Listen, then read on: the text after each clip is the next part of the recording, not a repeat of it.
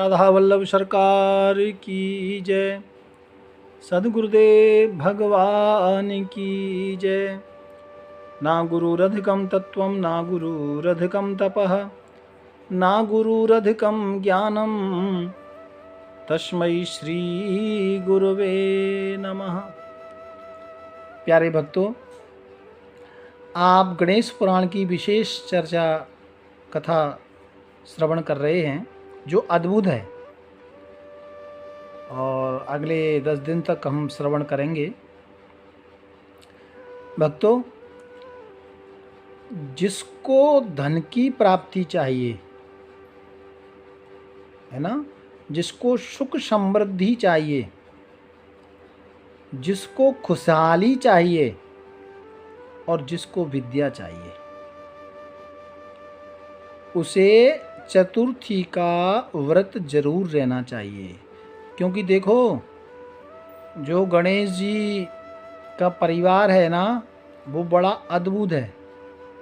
गणेश जी वो दया के देवता हैं और गणेश जी की पत्नी रिद्धि सिद्धि है ना, और उसके बाद में बच्चे कितने शुभ लाभ। तो भैया परिवार ही ऐसा लेके बैठे हुए हैं गणेश भगवान। तो थोड़ा इस बात पर विश्वास रखना कि धन संपदा वैभव ये भी यदि चाहिए, सुख समृद्धि चाहिए, लक्ष्मी चाहिए, तो चतुर्थी का व्रत जरूर करें। अक्सर हम लोग एकादशी का व्रत करते हैं, उससे मोक्ष मिल जाएगा। तो ये तो बहुत बड़ी बात है, लेकिन मोक्ष कई बार लोग नहीं करते हैं। लेकिन ये पक्की बात है, आजमाई हुई बात है, रिद्धि सिद्धि धन प्राप्ति के लिए चतुर्थी का व्रत जरूर करें। और देखो, चतुर्थी का व्रत जब आप करें ना, तो गणेश जी को दूर्वा जरूर चढ़ाएं। दूर्वा चढ़ाने की बड़ी ही विशेषता है और जो सर्वत्र मिल जाती है ना। वो कभी आप पार्क में, खेत में, हर जगह जो छोटी घास होती है दूर्वा, वो चढ़ाएं, उसकी माला बना लें या उसके एक एक तिनके को ओम गंगणपते नमः बोल के चढ़ाएं। तो दूब है, वो कभी सूखती नहीं है। नानक नन्हे बने रहो जैसी नन्ही दूब, और सब घास मर जाएगा दूब खूब की खूब। दूब कभी बर्बाद नहीं होती है क्योंकि छोटी होती है ना। यहाँ एक शिक्षा भी मिलती है, गणेश जी के पास जो चढ़ रहा है ना दूर्वा, उससे भी हमें शिक्षा मिल रही है कि भैया नन्हे बनकर रहो, हाँ फिर सब कुछ मिलेगा। तो वेद मंत्र में भी आया है, कांडात कांडात परो हंति, दूर्वा का मंत्र है दूर्वा चढ़ाने का। तो दूर्वा से पूजन करो और श्रीफल चढ़ाने से घर में जिनके बच्चे नहीं हो रहे हैं, वो श्रीफल से गणेश जी का पूजन करें अथवा तो भेंट करें। बेल का फल, कैंथ का फल, कैंथ आता है ना नारियल की तरह, एक बहुत कड़वा वृक्ष, वो फल होता है वाइट रंग का, वो कैंथ का फल, अनार, अमरूद, ये गणेश जी को बड़ा प्रिय है भक्तों।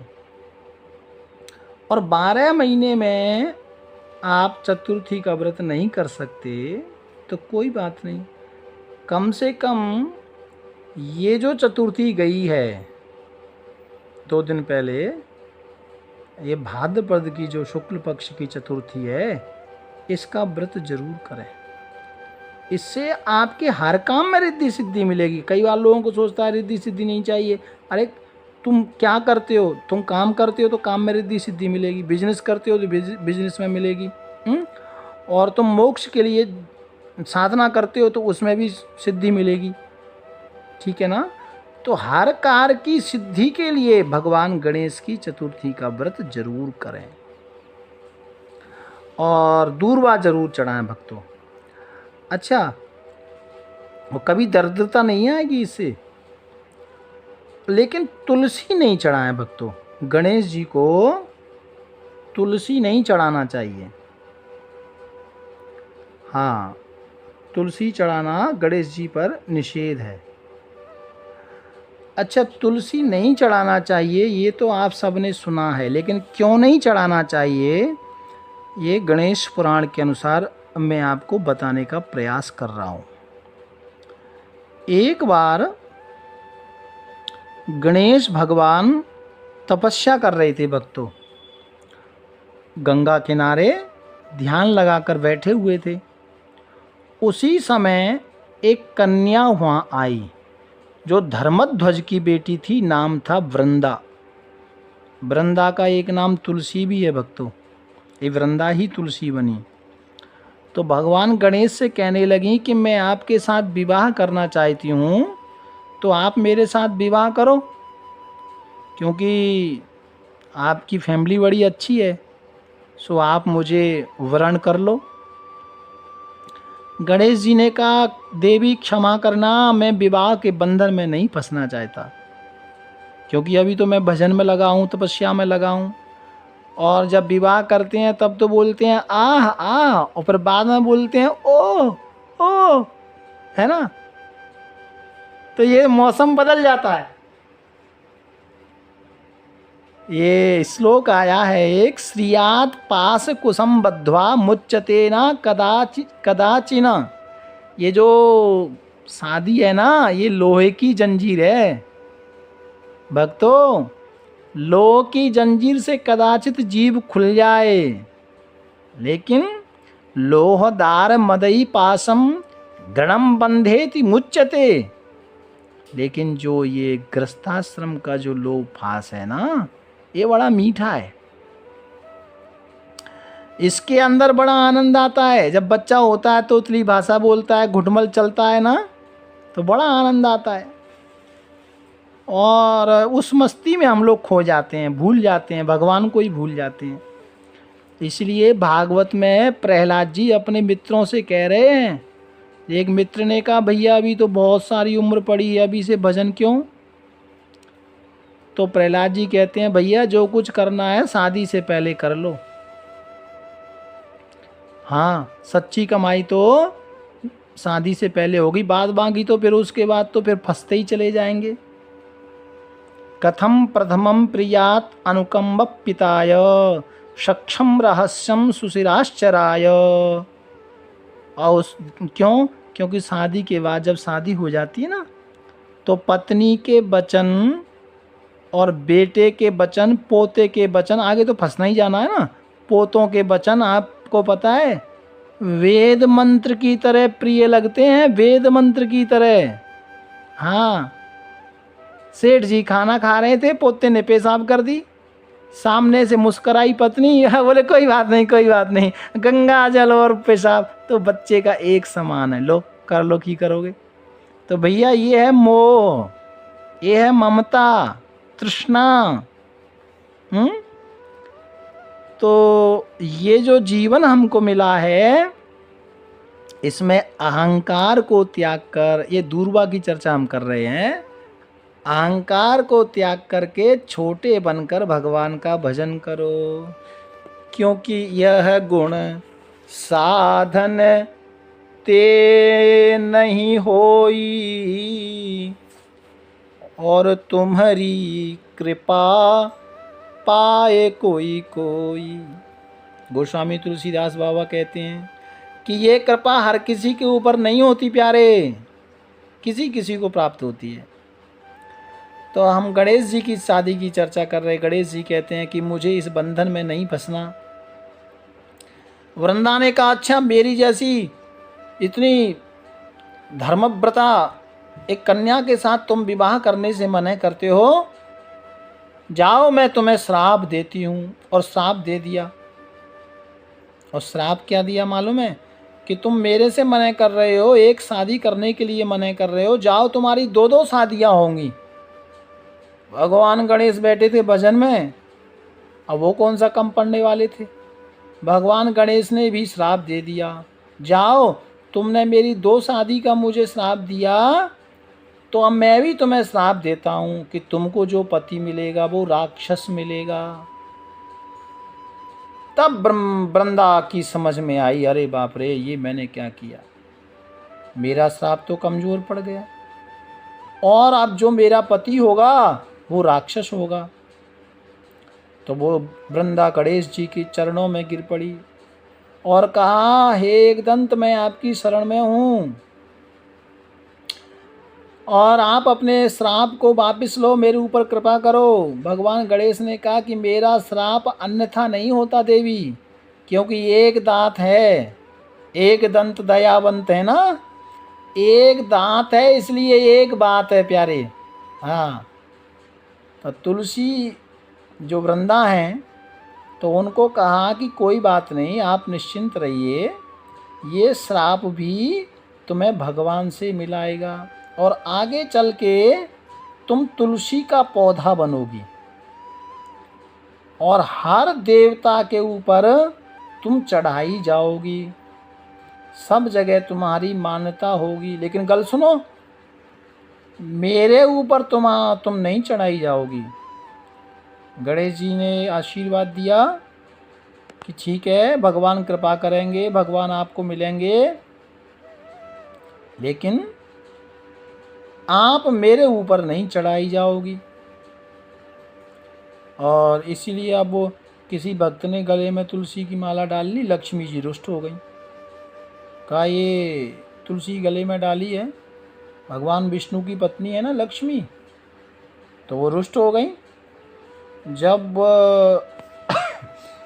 लक्ष्मी रुष्ट हो गई तो बाद में फिर वो उसी में कथा आती है, ये वृंदा जलकर भस्म हो गई और जब भस्म हो गई थी ना तो फिर पौधा बनकर दुनिया के सामने आई, फिर तुलसी के रूप में स्वीकारा गया। ये भगवान गणेश जी का ही श्राप था भक्तों। ये तो सबने सुना है कि क्यों नहीं चढ़ाई जाती, लेकिन इसका मतलब आज आप जान लो। तो प्यारे भक्तों, इसलिए गणेश जी पर तुलसी ना चढ़ाएं। इसी प्रकार और अन्यत्र कथाएं मिलती हैं ज्ञान की। गणेश भगवान की जितनी कथाएं ना, इतना ज्ञान उनके अंदर है भैया। मैं एक जगह गया तो मुझे एक सेठ जी ने कहा, गुरुजी ऐसा सत्संग सुनाएं, ऐसी कथा सुनाएं जो पुत्र हमारा कहना माने, पुत्र हमारी बात को माने। बड़ा गुस्सा करते हैं, चिड़चिड़ापन इनके अंदर रहता है, इनके दिमाग में कुछ घंटी बजे ज्ञान की, ऐसी कोई कथा आप हमारे घर में आप आए हैं तो ऐसा सत्संग सुनाएं। तो मैं आज आपको निवेदन करना चाहता हूँ कि जिसको घर में समृद्धि और समता लानी है तो गणेश भगवान की कथा सुने। इसी प्रकार एक कथा आती है, एक बार नारद जी कैलाश पर आए लड्डू लेकर, और वो लड्डू जो था ना वो अमृत उसके अंदर भरा था। अब जैसे ही देखा कार्तिकेय जी ने, गणेश भगवान ने दौड़ पड़े और नारद जी आए बाबा शंकर के पास और वो लड्डू दिया। तो दोनों भाई कहने लगे कि पहले मुझे दो, पहले मुझे दो। तो भगवान शंकर ने कहा कि जो पहले तीर्थ में स्नान करके आएगा उसे ये लड्डू दिया जाएगा। तो अब इधर तो गणेश जी का शरीर तो ना भारी है, थोड़ा बड़ा है ना, लेकिन भक्तों वो बुद्धि के दाता हैं, बुद्धि बहुत है। कार्तिकेय जी तो तुरंत गए स्नान करने के लिए तीर्थ में, लेकिन गणेश जी ने क्या किया, गणेश जी ने अपनी बुद्धि को लगाया। शरीर बड़ा होना कोई बड़ी बात नहीं है भक्तों, बुद्धि बड़ा होना ये बड़ी बात है। गणेश पुराण में कहा गया है कि जिसके पास बुद्धि नहीं है ना वो तो भेड़िए के समान है। और बुद्धि का मालिक कौन है? गणेश जी। क्योंकि विद्या वारिध बुद्धि विधाता, विद्या के समुद्र हैं कौन? भगवान गणेश। तो भगवान गणेश, अब वो शंकर बाबा लड्डू हाथ में लेकर बैठे हुए हैं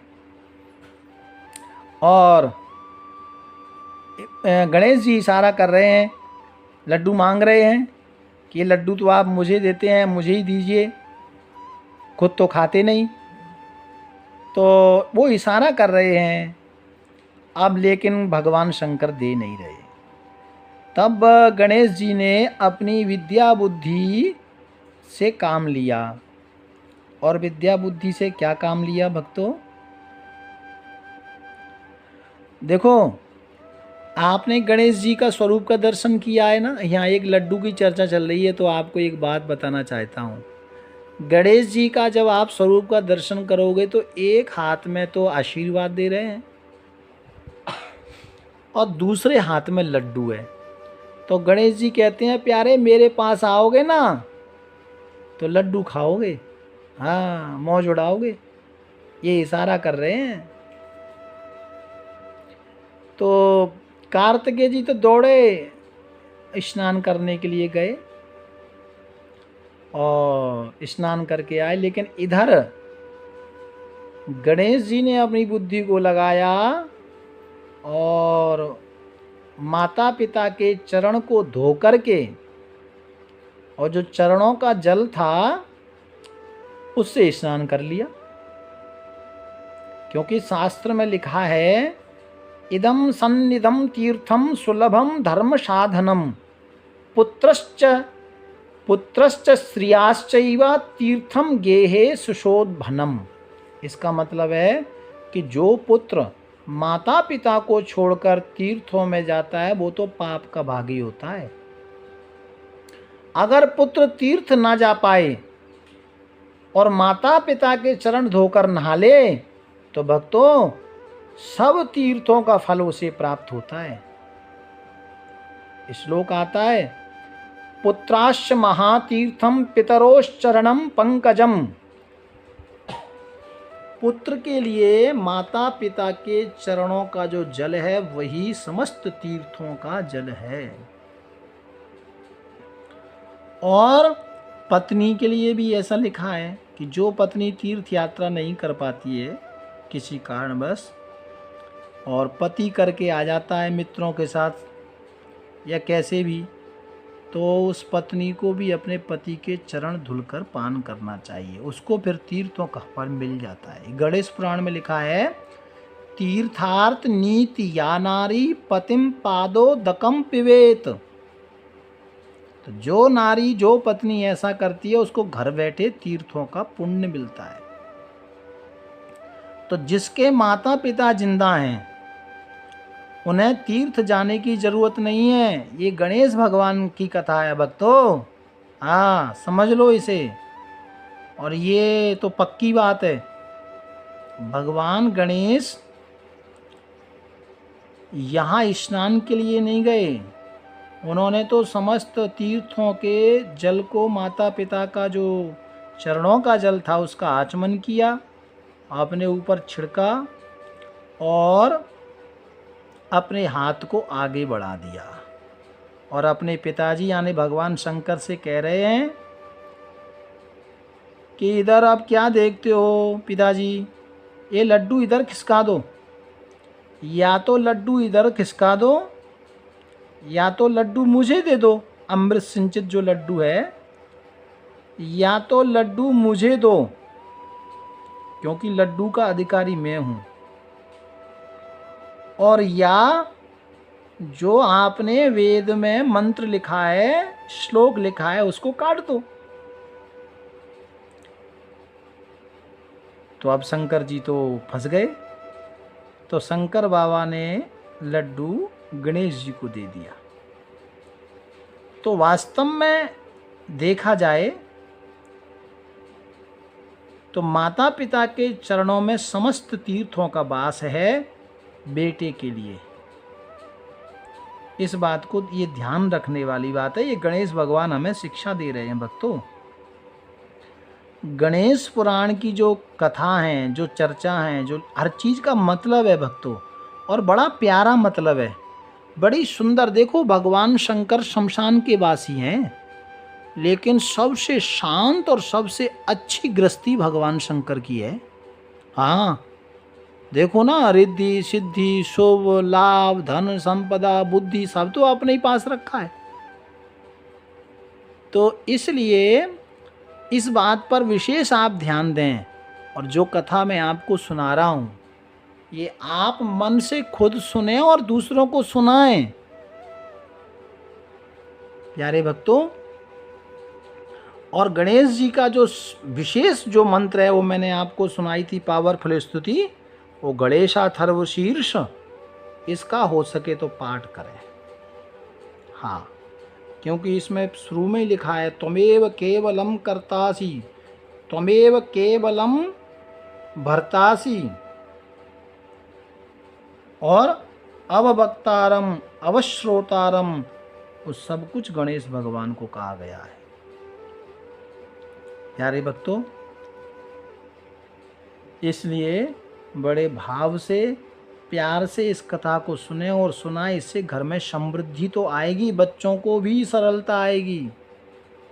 प्यार से बोलो राधे राधे राधे राधे राधे राधे।